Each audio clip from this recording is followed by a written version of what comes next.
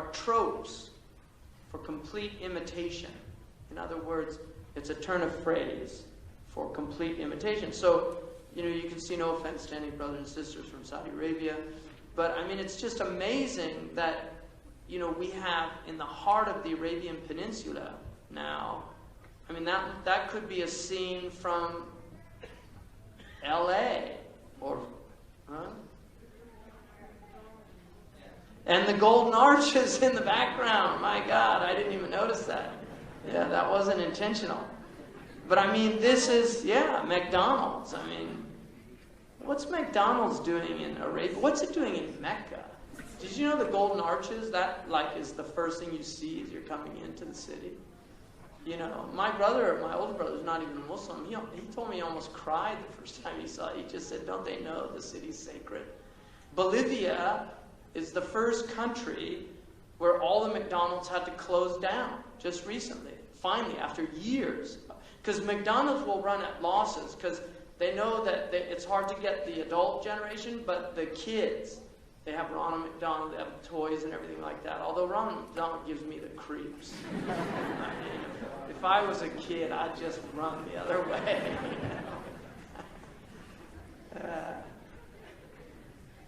So Bolivia, literally, they had to shut them all down. Hooray for Bolivia. I'm serious. Yeah, bravo. Bravo. Yeah.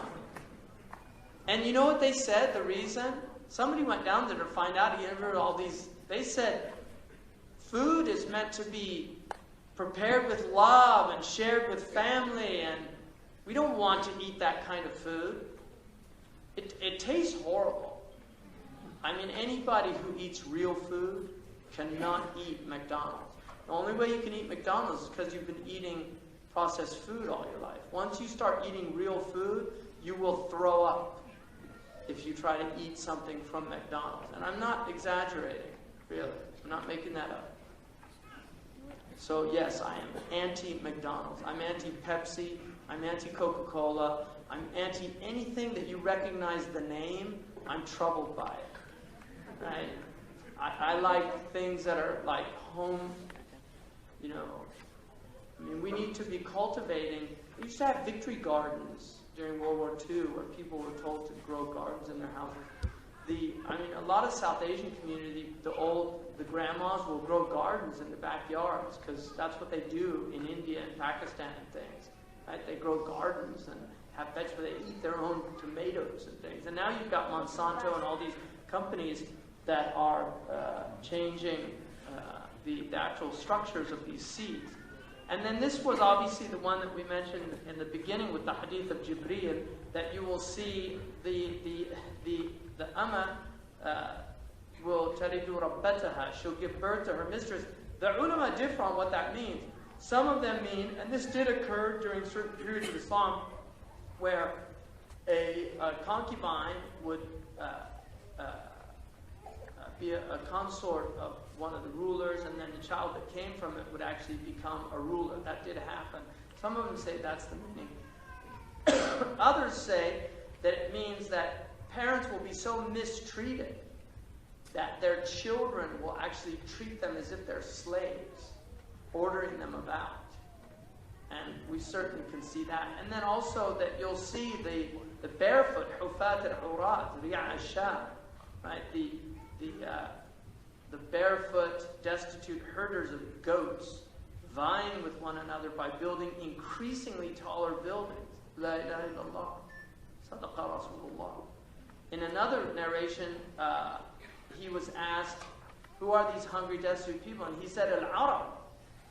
They're the Arabs. So the Prophet specifically said that the Arabs on the Arabian Peninsula are going to be vying in building taller and taller buildings. And now, after they built this building, then they announced in Saudi Arabia, we're going to do the mile high, even outdo that one. And then Qatar said, no, we're going to build the tallest one. And no, it's in Malaysia. See, Malaysia got outdone by... So everybody it used to be American Empire State Building like this, like Lego building compared to these things. And then you see it's just getting higher and higher.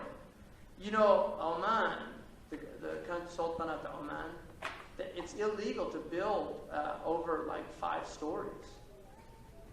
Because man tawada'a lillah rafa'ahu Allah. If you stay humble, Allah will elevate you. And it's a haqq ala Allah. ما ارتفع شيء في الدنيا إلا أن يضعها حق على الله. It's a right of God that nothing will get too high in this world except Allah will abase it. So it's just better to stay low, stay humble, right? And then obviously the Burj al-Sa'a in Mecca, and we'll get to a hadith about that. And then Jabal Umar, you see that where see all that there? There used to be a mountain there. And the Prophet ﷺ said, لا تقوم الساعة حتى تزول الجبال عن أماكنها. The end of time won't come until you see mountains removed from their places. And these are sacred mountains. You're not supposed to cut a tree in Mecca. And yet mountains now are removed with impunity. I mean, for me, it's one of the most troubling things. You go to Mecca, I mean, it's really sad to see that. Here's the plans, my friends. That's the plan for Mecca. You know, to get rid of the Ottoman, the last remnants of the Ottoman. There's no history. History's gone. All the mountains are going to be gone. It's going to be complete flat. It's just amazing. I mean, these are sacred mountains, but... Well, I think partly one, there's no sense of the sacred amongst modern Muslims. Dr. Nasr was talking about this if you were at the conference. Muslims have lost a sense of sanctity, that the creation actually has a sanctity, that mountains have a sanctity. You can't just go and remove a mountain, right? Allah says, even if their plots remove mountains, it's a negative thing to remove mountains. I mean, mountains are autad. They're pillars for the earth. But I don't know. There's a Muslims don't really appreciate history anymore for some reason. I don't fully get it. Well, we have people in California that if you try to cut down a 1,000-year-old redwood tree, they literally live in it for 2 years to make sure that you can't. Right? Julia Butterfly, she lived in it. You can Google her. She lived in a redwood tree for almost 2 years, so they wouldn't cut it down. So I don't know. It's only if Muslims, have some sense of, I mean, I've spoken to them. I mean, I've spoken to the times that I've had access to the rulers there. I've always tried to say that, things need to be preserved. And it's like, I would even argue not for tabarruk, but just for history. Even if you just cut them off, don't let people visit them, but don't just remove them. I mean, we had wells that were the Prophet drank from, that all of through the history of Islam, they were preserved. So the bid'ah, Shaykh Abdullah bin Bayy said, the bid'ah is to remove them. Umar ibn Abd al-Aziz, when he became caliph, he preserved all of the places where the Prophet ﷺ prayed. When he was governor of Medina, he went everywhere. Ibn Umar went to every single place and prayed 2 rakats where the Prophet prayed. That's the proof that the ulama use for that you can go to places where the Prophet prayed and pray 2 rakats. There's nothing wrong with that. This idea somehow that it's a bid'ah because it's not mansus, it's not wajib, but tatabbu' al-Rasul is a good thing. I mean, even Ibn Umar, he used to go on his journey, he would, in Medina, there was a place where he'd move his camel. And somebody asked him, I always see you doing that. He said, I saw the Prophet do it. And he said, there used to be a rock there. He said, I don't care. That's not why I'm doing it. I'm doing it because he did it. Whether there's a rock there or not anymore. The fact that he did it, I want to do it. And that's a school of love. You don't care if the beloved did it. She dyed her hair purple. I'm going to dye my hair purple.